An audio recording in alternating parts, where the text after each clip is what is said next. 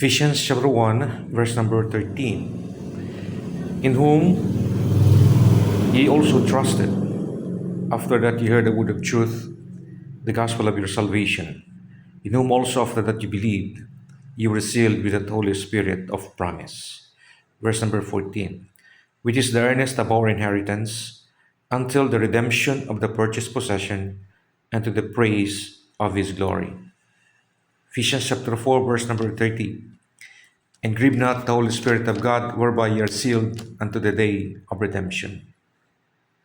May the gracious Lord bless the reading of his precious words. Once again, a blessed day to everyone. This is again your friend on Facebook, Attorney Peter Labid. I would like to welcome back all of you to our 30-minute Bible study. Dito po ay pinag-aaralan natin yung mga katotohanan mula sa banal na kasulatan. Tinutuklas natin, inaalam natin, at pinag-aaralan kung ano ba ang kahalagahan nito para sa atin. At sa panahon na ating malaman yung katotohanan, ating pong sinasampalatayanan yung mga katotohanan ito sapagkat yan ang kalooban ng Diyos. No?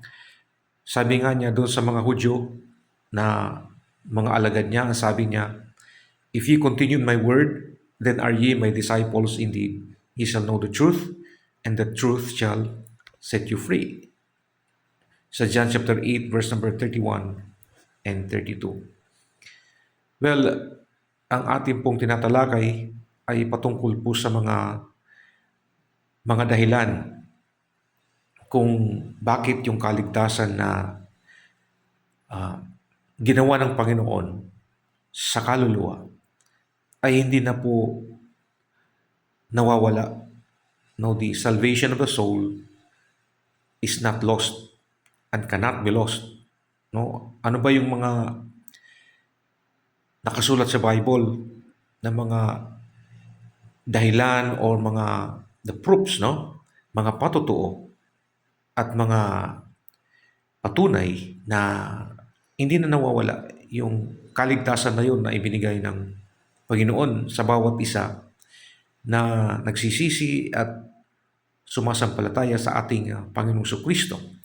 Yung turo ni Apostle Paul, no? Sabi niya, repentance toward God and faith toward our Lord Jesus Christ. Napakalaga po yung repentance. It's turning away from our self-righteousness, from reliance on religion, on what we can do, no, and fully turning away from them and turning fully to Jesus Christ, no, to God as our only hope of salvation, and on the basis of what Christ has done at the cross, no, that he suffered, he shed his blood, he was buried, and rose again the third day as the expression of God's grace, no, and the only way that we can obtain salvation is through the finished work of Christ at the cross. So yun po yung ating makikita, and we already discussed about the very mission of Christ why He came. Bakit nagpunta dito si Jesus? Sabi niyo sa Matthew 1:21, and she shall bring forth a son, no? Referring to Mary, she shall bring forth a son, and thou shalt call his name Jesus, for he shall save his people from their sins. Diligtas ni Jesus yung kanyang mga tao mula sa kasalanan sapagkat yung balakid, yung humahadlang sa atin na makapasok tayo sa kaharian ng Diyos, yung langit na kanyang pinangako, no, ay yung kasalanan sapagkat yung kasalanan ay isang dahilan upang nahiwalay tayo sa Diyos. Yung tinatawag natin spiritual death is a separation from God, as illustrated by Adam and Eve being driven away from the Garden of Eden when they fell into sin. That is our spiritual condition in the eyes of God. We are all separated from God, and we cannot return to God by our own efforts, no? And so, because of that impossibility, God Himself was the one who designed the way through which we can be we can be regenerated, we can be reconnected to God by relationship, no? And it is the Lord Jesus Christ that He sent, no? According to John 3:16, for God so loved the world that He gave His only begotten Son, whosoever believeth on Him should not perish but have everlasting life. So ano bang ginawa ng Panginoon? Paano niya sinolusyonan yung problema ng kasalanan ng tao? Siya na mismo ang naging kabayaran, naging katubusan sa ating kaparusahan ng kasalanan, no? He was the one who suffered, shed his blood, was buried, and rose again the third day to satisfy the justice of God. Because sin has a punishment, and that punishment is death. And so Jesus has to die for our sins, and He did it once and for all. Bakit once and for all? Sapagkat siya na po ang last and final offering for sin. He is the Lamb of God that taketh away the sin of the world. No? Sa Old Testament, it was instituted and it became a law to the Jews that they had to comply with the rituals in the temple by bringing an animal offering for sin, no, at ibibigay sa pare, at ang pare naman kakatayin yung animal sacrifice or sin offering, and then the blood will be sprinkled on the altar, and it will serve as a covering for sin, no. It was the way. But when we go to the New Testament, that Old Testament concept has been done away with the coming of the uh, of the Lord Jesus Christ as the final offering for sin, no? Kaya po ang lahat ng sumasampalataya kay Jesus ay nagkakaroon po sila, nakakatanggap sila ng kaligtasan mula sa Panginoon. Ibig sabihin, yung kaluluwa nila hindi na pupunta doon sa hell. Hindi na sila magbabayad ng kanilang kasalanan at kaparusahan ng kasalanan, sapagkat yan ay it will be credited, their sins and penalties will be credited to what Jesus had accomplished at the cross, no? Through the finished work of Jesus at the cross. So yun po yung ating makikita, no? Ang tinutukoy natin as I define, no, at the very start of this discussion is we are talking about salvation of the soul. Kasi merong salvation of the body, no, or redemption of the body. Ang tawag natin doon ay salvation present, or it's a daily salvation. We call that sanctification. That the body of the believer has to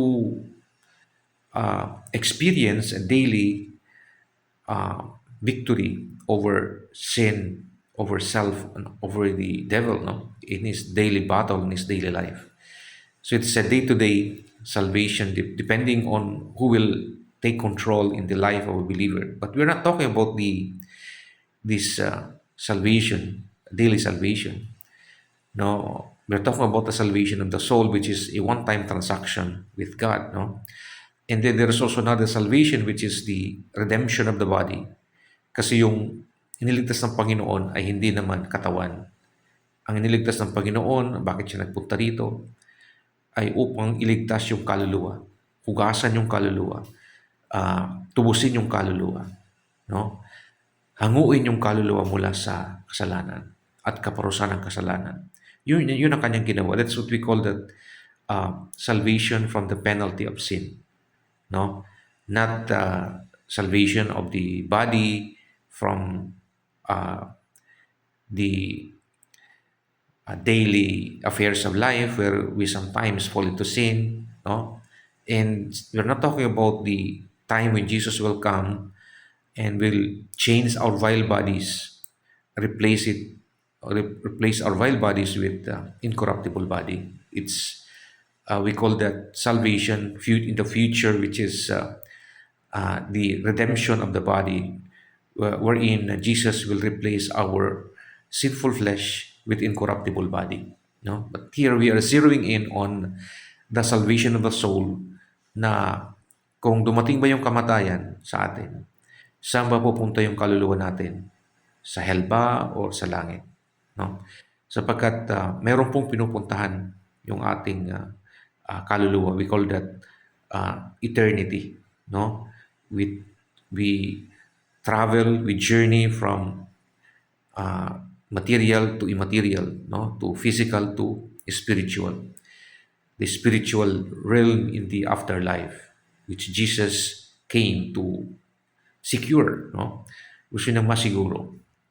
So, I have given you at least three reasons, no, sa nung nakaraang episode. I have given you at least three reasons why the salvation of the soul, the freedom from the penalty of sin is permanent, or it cannot be lost. No, it is eternal, no, in nature. Why?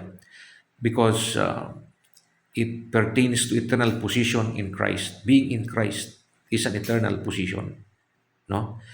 Anong ibig sabihin ng being in Christ? Meaning, being already a part of the body of Christ, being sustained by Christ, kept by Christ, guarded by Christ, no? Kaya ang sinasabi doon sa Romans 8:1, there is therefore now no condemnation to them who are in Christ Jesus. Wala na po silang kaparusahan yung nasa kay Kristo. It's an eternal position, no? It's a great privilege of being freed from sin and sin's penalty, no? And that is what we call that eternal position. But bakit eternal? Because no amount of sin can be a basis of God to recall, to revoke that position in Christ, being in Christ, no? Sabi ng Panginoon, sapagkat nagkasala ka, I will disown you already, no? Sabi ng Panginoon sa John chapter 6, he that cometh to me, I will in no wise cast out. Once you become a part of Christ, Christ will not in any way, Christ will not anymore disown you or reject you, because that is His promise in His Word. No? He said in John chapter 10, verses 27 to 29, my sheep hear my voice, and I know them, and they follow me. The sheep referring to those who believe in Jesus. And the proof that he is a sheep is that he listens to the words of Christ, and then he recognizes Christ, and then he follows Christ. No? These are the after effect, the proofs, no, that he is a sheep of Jesus. Ibig sabihin, ng isang tao ay tupa ng Panginoon, nakikinig siya sa salita ng Panginoon at siya ay sumusunod sa ating Panginoon. No? So, mga patunay na ang isang tao ay totoong sheep. No? At dahil siya ay sheep, tupa ng Panginoon, hindi kambing. No? Ang sabi ng Panginoon sa John chapter 10 verse 28, and I give them eternal life. Binigyan ko sila ng buhay na walang hanggan. Ibig sabihin, nung sila sumampalataya kay Kristo, na kailang tagapagligtas, sila ay binigyan ng Panginoon ng buhay na walang hanggan. Hindi bilang reward, no? Hindi sila ginantimpalaan ng buhay na walang hanggan, kundi binigyan sila nung sila ay sumampalataya. So, ang key is believing and trusting Jesus. Kaya nga sa John 3:16, sabi doon, whosoever believeth in Him should not perish but have everlasting life. Mananampalataya, no? Sa ating Panginoon Kristo. And we define that faith is not just a mere assent, no, of the facts, but it is trusting on what Christ has accomplished at the cross as the only way that we can be forgiven of our sin. No? So yung pa ating makikita, eternal position in Christ. So it's the first reason why salvation of the soul or freedom from the penalty of sin is it is eternal, because there is no more condemnation to them who are in Christ Jesus. That is an eternal position. Why the judge himself, Jesus himself, who is the judge, has declared that sinner who believes in Jesus as someone who has not committed sin. We call that justification. No? Ang sinasabi sa Romans 5:1, therefore, being justified by faith, we have peace with God through our Lord Jesus Christ. Meron na siyang peace with God. No? And is clothed upon with the righteousness of Jesus Christ, according to 2 Corinthians 5:21. For he hath made him, Jesus, no, to be sin for us, who knew no sin, that we might be made the righteousness of God in him. A sinner who believes in Jesus, who trusts Jesus, and accepts that what Jesus had accomplished at the cross, uh, 100% paid the penalty of sin, and he is now being clothed upon with the righteousness of Jesus, as if in the eyes of God, he is already uh, clothed upon with his righteousness, with the righteousness of Jesus, and he is not anymore condemned. He's not a condemned sinner, but a sinner made righteous to the righteousness of Jesus when he believes in Christ and on the uh, the sacrifice of Jesus at the cross and on the atoning blood of Jesus. Okay, so it's an eternal position, and then we also the second reason is that it is the salvation of the soul, freedom from the penalty of sin is it is an eternal passage.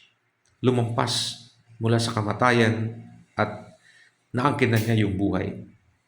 And it's referring to the spiritual resurrection that happens or that a believer experiences when he believes in Jesus.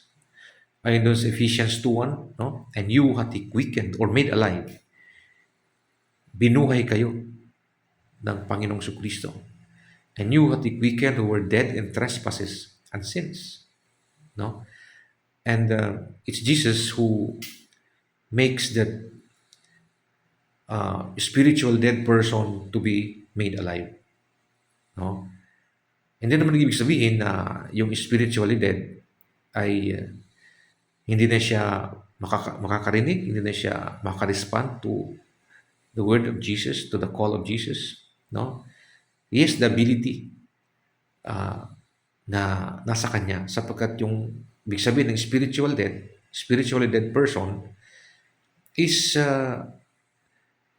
going back to Genesis chapter 3, the case of Adam and Eve. They were just driven away, they were just separated from God, no? Just like the prodigal son, no? Yung prodigal son, nasabi ng tatay, this my son was dead and is alive again. No, he was lost and is found again. It's being cut off from the from relationship with God, no?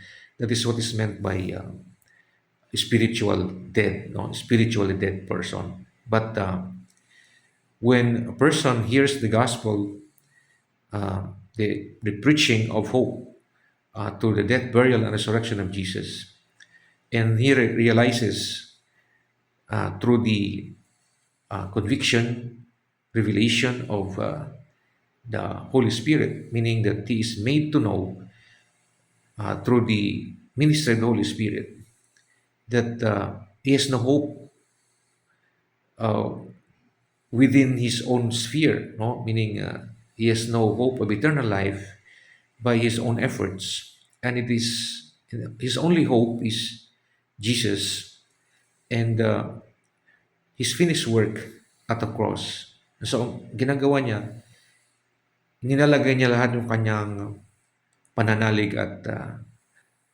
pananampalataya sa ating Panginoong Kristo bilang kanyang tagapagligtas. At yung sinasabi dito sa Ephesians 1:13, no? In whom you also trusted, after that you heard the word of truth, the gospel of your salvation. After that you believe, you were sealed with the Holy Spirit of promise. So, kailangan makarinig ng magandang balita. At yung magandang balita na yun, gagamitin ng Holy Spirit to convict a sinner. No? And in fact, he convicts the world of sin. It's the whole world, no, that he is convicting. of the sin. But only those who respond to the convicting power of the Spirit will receive the benefit of uh, the finished work of Christ at the cross. Yung iba na nakarinig at nakaunawa, ngunit hindi sila tumanggap kay Kristo, hindi din sila maliligtas. No? So kaya yun ang makikita natin. So it's not only an eternal position in Christ, but it is also an eternal passage from eternal condemnation, from eternal death to eternal life through the resurrection that is in Jesus. So a sinner who is spiritually dead experiences a spiritual resurrection when he believes in Jesus. No, he's passed from death unto life because of the spiritual resurrection that happened within him through faith in Jesus. And once he's spiritually alive, he experiences spiritual resurrection, he will die no more. Sabihin na hindi na siya babalik doon sa katayuan na siya ay spiritually dead. Once he is spiritually resurrected, that is an eternal experience that he uh, he has no with the Lord. Being spiritually resurrected means that even if he's still alive, just like the believers in Ephesus that Apostle Paul was writing to, they were still alive. Mga buhay pa sila na sinulatan ni Apostle Paul. Sabi ni Apostle Paul, kayo ay binuhay ng ating Panginoon, na kayo ay mga patay sa kasalanan. Binuhay niya kayo. When they believed in Jesus, they were made alive. They were given spiritual resurrection. No? So kahit buhay pa ang isang tao, kung siya sumampalataya kay Kristo, yung katayuan na yon na siya ay spiritually resurrected, that he has passed from death unto life, is a present possession, is a present reality. No? That's what we can see from the teaching of the Apostle Paul. Not only that salvation of the soul cannot be lost because it's an eternal position, it's an eternal passage from death unto life. But it is also everlasting life, as we can see from the book of John chapter 3. Na sabi doon, whosoever believeth in Him should not perish but have everlasting life. No? And then, dito naman sa sinabi ni John, sa 1 John chapter 5 verses 11 to 13. Ganito naman yung kanyang pagkakasulat. 1 John chapter 5 verses 11 to 13. And this is the record, may sabihin, ito yung patotoo, itong writings ni John. And this is the record that God had given to us eternal life. Ano ba yung, kumbaga sa isang fact? How can you establish a fact? It's through a record. No? Bawa, yung fact of birth is through a record, birth certificate. No? And we talk about eternal life. What is the record that you have eternal life? It's the Word of God, no? The written Word that says and tells us that when you believe in Jesus, you've been given eternal life by Jesus. Ang sabi dito, and this is the record that God had given to us eternal life, and this life is in His Son. He that hath the Son hath life, or eternal life. And he that hath not the Son of God hath not life. These things have been written unto you that believe on the name of the Son of God, that ye may know. That ye may know, no? Sabihin na Apostle John was writing to living believers, no? They were still alive at that time, and he was telling them that you could know that you have eternal life. You could know that you have Jesus. You could know that the Holy Spirit is in you. That's what is meant by that, no? And because of that, you have eternal life. You can know it. It's not something that we will speculate, no? It's not something that you will speculate.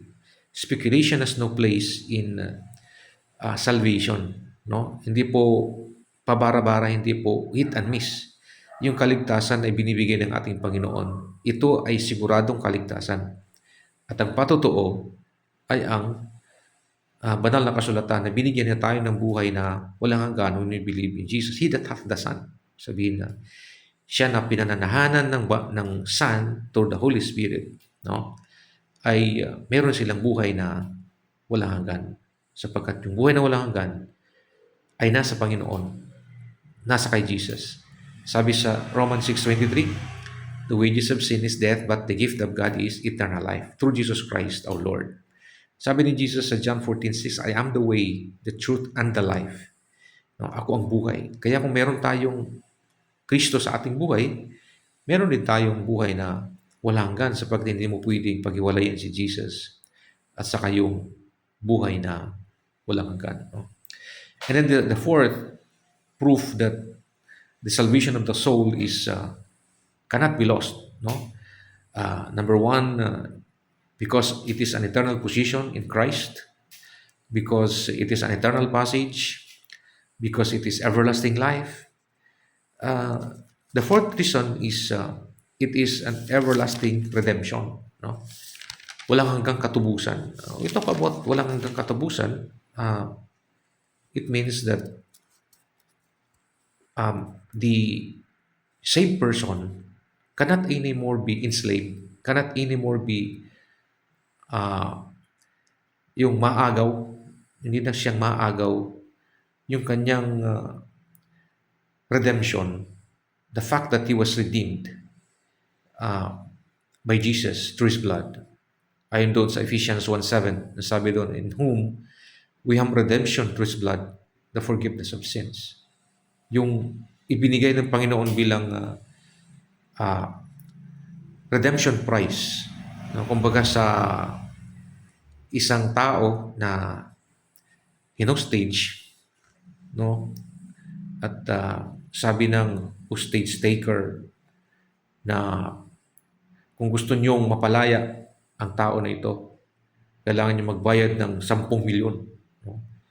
At yung 10 milyon na yon, that is what we call redemption price. So once the redemption price is paid, then the hostage is set free. No? And the only difference is that when we talk about human experience, that a person was being hostaged and made free because of the payment of ransom can be hostage again, no? Can be taken captive again by the captors, no? But when we talk about the redemption that is in Christ Jesus, it is an eternal redemption, and there is nothing more, and no one can ever yung bang enslave again. No one can enslave again the soul that has been redeemed by Jesus, because that is an eternal redemption. At sabi dito sa Hebrews chapter 9 verse number 12, sabi dito, neither by the blood of goats and of calves, but by his own blood he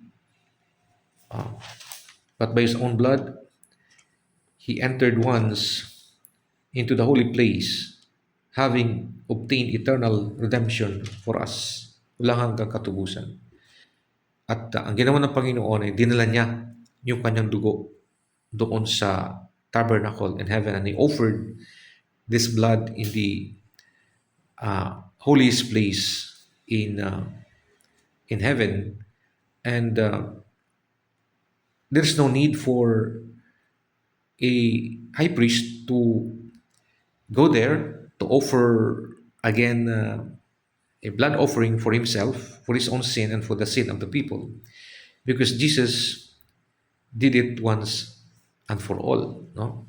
And dito sa Hebrews chapter 10 verse number 14, for by one offering yet perfected forever them that are sanctified. For by one offering, perfect na niya. Sabi dito sa verse number 10, Hebrews 10 verse number 10, by the which we are sanctified through the offering of the body of Jesus Christ once and for all. No? Isang beses lang at para sa lahat. No, kaya nga Jesus died more than 2,000 years ago, and his death um, happened only once, but the effect or the power, the efficacy of that death of Christ is uh, it has power, no? It does not lose its power up to the last generation or the last person that could be saved by the Lord, no? So, and there is no more need for a another sacrifice um, for the redeemed to be maintained, no, in their redemption, because sabi ng Bible, it's already a perfect redemption. It is already an eternal redemption. If it is an eternal redemption, meaning that it cannot anymore be lost because it is eternal. Okay? So, and the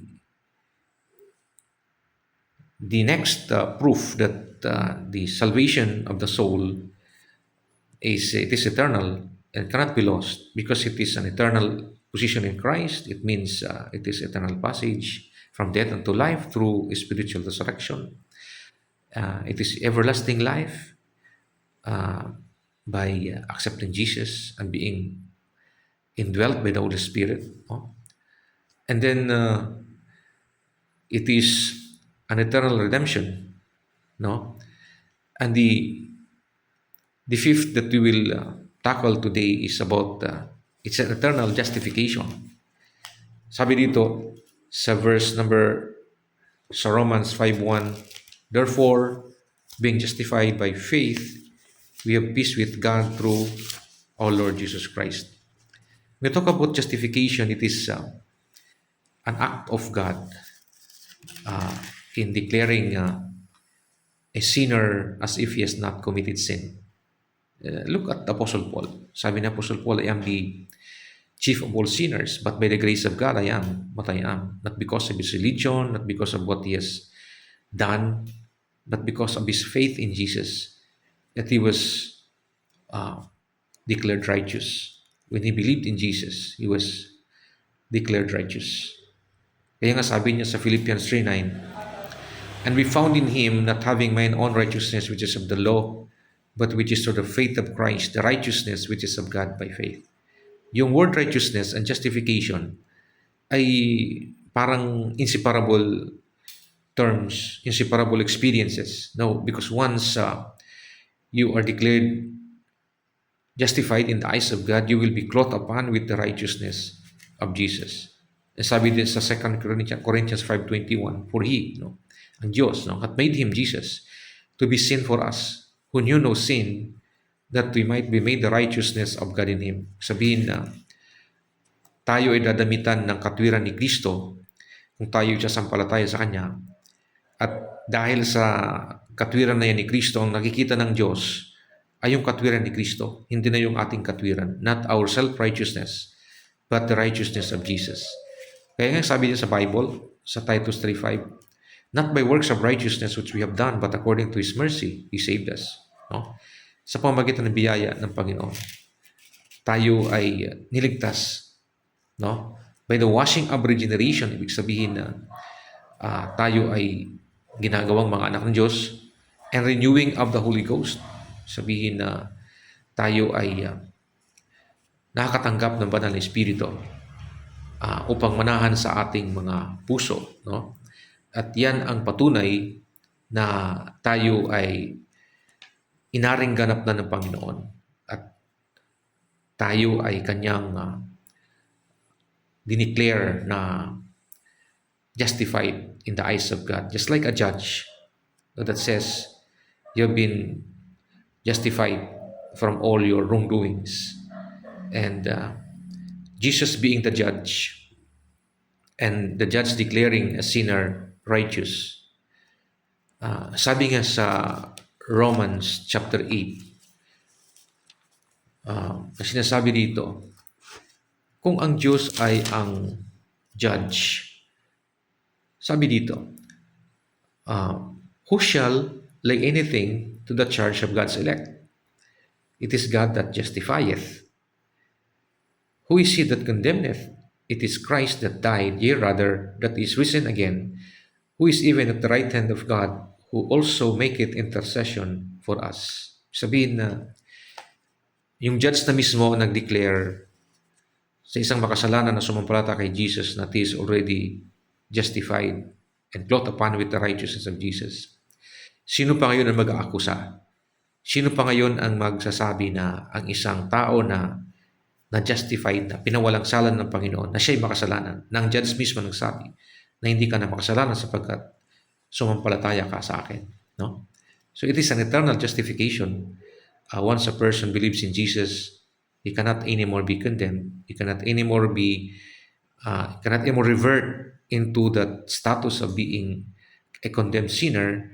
Rather, he is a justified sinner and he is clothed upon with the righteousness of Jesus. Kaya meron po tayong kasiguraduhan ng kaligtasan ng kaluluwa.